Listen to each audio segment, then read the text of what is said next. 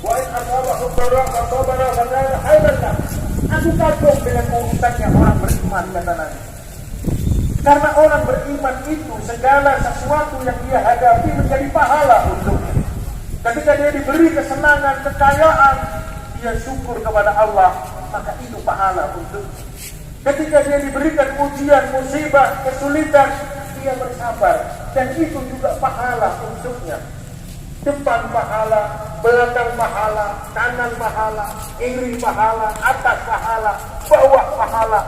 Itulah kehidupan orang beriman. Segala suasana dan keadaan dia hadapi dengan rasa yakin, maka semua itu menjadi pahala untuk.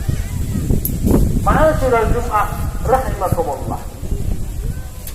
Pada hakikatnya kita semua ini sedang menuju pada satu titik yang namanya kematian. Dan kematian anak manusia bukan berakhirnya kehidupan dia, tapi berakhirnya kehidupan kita itu nanti. Ketika manusia ini terbagi menjadi dua kelompok, fariqun fil jannah wa fariqun fis sa'ir. Satu kelompok di surga, satu kelompok di neraka. Itulah last destination, terminal terakhir perjalanan hidup. Maka kita harus sadar bahwa setiap kita sedang menuju kepada sesuatu yang besar yang namanya kematian. Ma min yaumin jadidin illa wa yuhasibukal ardu, kata Nabi. Hari berganti hari begitu cepat. Hakikatnya bumi yang kau injak ini, wahai manusia, bicara kepada kamu. Bumi mengatakan tamsi ala dhahri wa masiruka fi batni. Wahai manusia, sekarang kau sedang berjalan di atas punggungku, tapi sebenarnya hakikatnya kau sedang menuju masuk ke dalam perutku. Setiap langkah yang kita langkahkan, hakikatnya kata Nabi SAW, kita sedang menuju ke kubur kita masing-masing. Kul fid dunya ka'annaka gharibun aw 'abirus sabil. Hiduplah kalian di dunia seperti orang asing dan seperti orang yang sedang mengadakan perjalanan. Dia berhenti sejenak dan akan melanjutkan perjalanan yang panjang. Kita bukan menetap di dunia ini, tapi kita orang asing, musafir yang sedang mengadakan perjalanan dari satu tempat ke tempat yang lain. Maka Nabi SAW bersabda, inna mathali wa mathalud dunya qaraqibin dhalla tahta syajaratin thumma raha wa taraka. Sesungguhnya permisalan aku dan dunia ini adalah seperti orang yang sedang mengendarai kendaraan. Dhalla tahta syajarah, dia berteduh sebentar di bawah pohon. Thumma raha wa taraka, kemudian dia lanjutkan perjalanan dan meninggalkan pohon itu. Itulah hakikat kehidupan kita di dunia ini. Maka kita harus sadar bahwa kematian itu pasti akan datang. Kapan saja, di mana saja, dalam keadaan apapun. Ketika dia sudah ditetapkan jadwalnya oleh Allah, siap tidak siap, mau tidak mau, kita pasti akan berangkat menuju kepada kematian tersebut. Waja'at sakratil mauti bil haqq, dzalika ma kunta minhu tahid. Dan ketika yang namanya sakaratil maut datang menjemput kamu dalam keadaan nyata, itulah sesuatu yang kau lari darinya. Itulah sesuatu yang kau sebenarnya takut darinya. Tapi bagaimana takutnya kita dengan kematian? Kita tidak akan pernah mungkin bisa menghindar daripada kematian tersebut.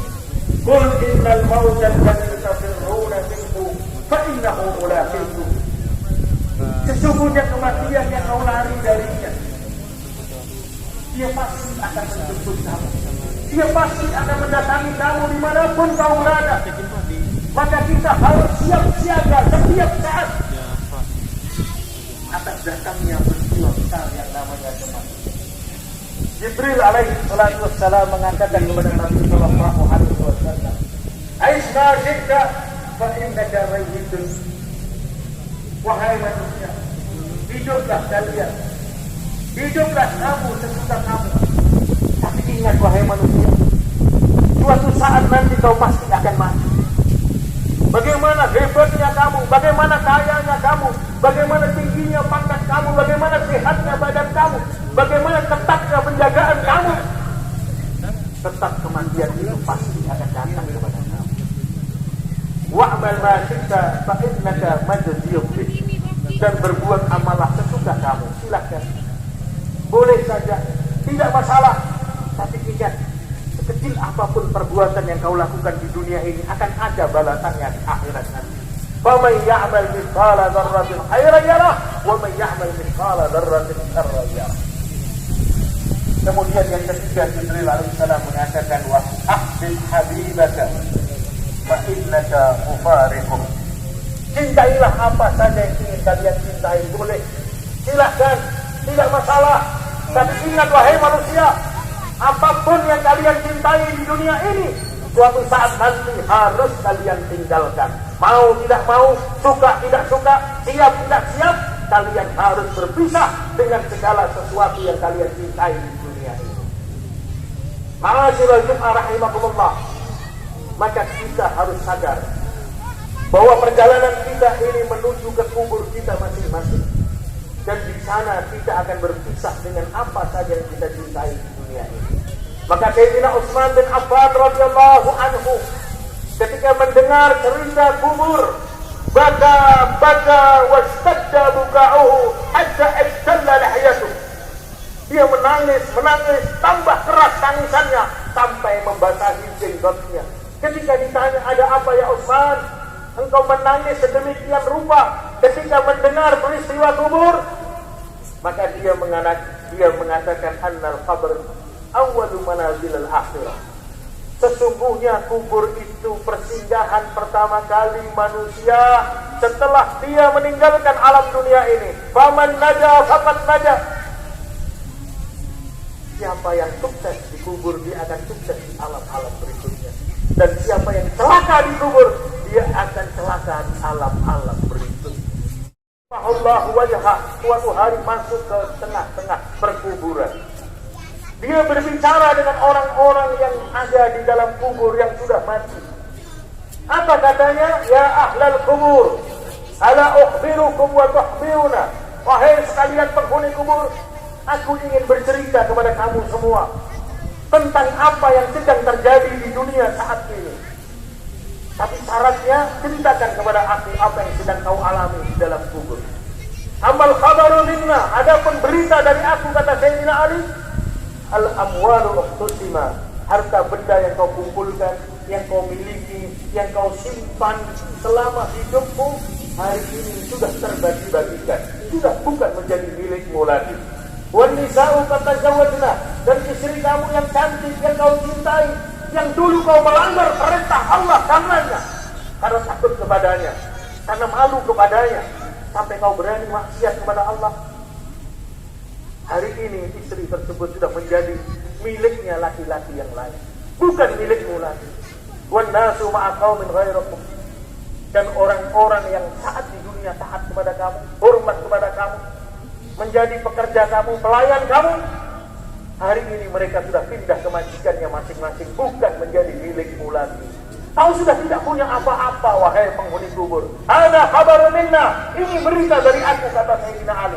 Wa amal kabar minkum, sekarang ceritakan apa yang sedang kau alami di dalam sana. Maka Sayyidina Ali melanjutkan perkataannya, lawis sata'u laqalu lam nara khaira zadan illa taqwa. Wahai sekalian penghuni kubur, andaikan kalian mampu berbicara, andaikan kalian bisa berkata-kata, pasti kalian semua akan sepakat mengatakan satu kata, lam nara khaira zadan illa taqwa. Tidak ada bekal yang lebih baik di bawah mati kecuali takwa kepada Allah Subhanahu wa ta'ala. Maka takwa itulah sebaik-baik bekal untuk kita bawa menghadapi peristiwa-peristiwa besar yang harus kita jalani satu persatu setelah datangnya kematian nanti. Maka kita harus berusaha bagaimana kita istiqamah di dalam amal. Jangan terlena dengan suasana dan keadaan. Kalau kita jadi pejabat, jadilah pejabat yang taat. Kalau kita jadi orang kaya, jadilah orang kaya yang paham. Kalau kita sedang menghadapi ujian dari Allah, kita jangan pernah menjual iman kita gara-gara kita takut atas keduniaan kita. Matilah dalam keadaan istiqamah.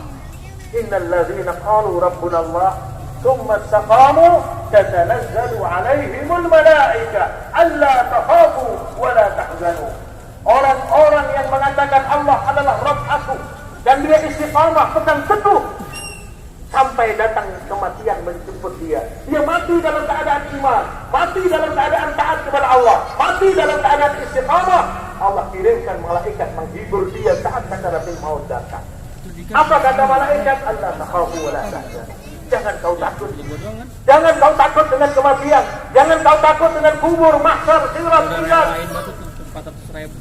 Karena semua itu akan menjadi tempat-tempat yang indah untukmu. Kau mati membawa iman. Kau mati dalam keadaan taat kepada Allah. Kau mati dalam keadaan tidak maksiat kepada Allah. Allah takhafu, jangan kau takut dengan apa yang kau hadapi.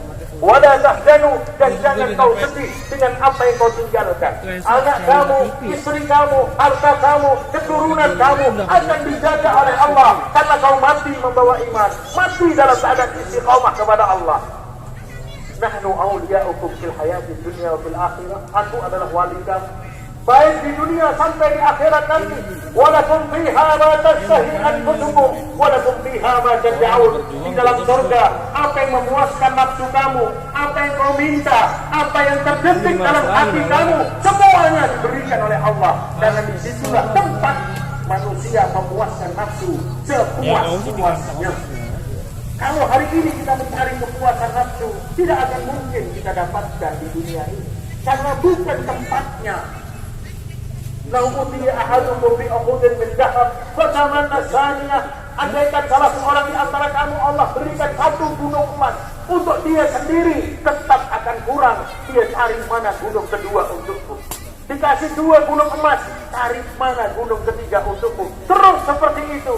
Kenapa? Karena dunia bukan tempat memuaskan nafsu. Maka kita sempurnakan amal kita di dunia sehingga nafsu kita dipuaskan oleh Allah di akhirat sebelum datang penyesalan selama-lamanya. Rabbana absarna mendengar farji'na na'mal salihan inna muqinun. Kembalikan aku ke dunia ya Allah sesaat saja. Sekarang aku baru sadar, sekarang aku baru paham ya Allah.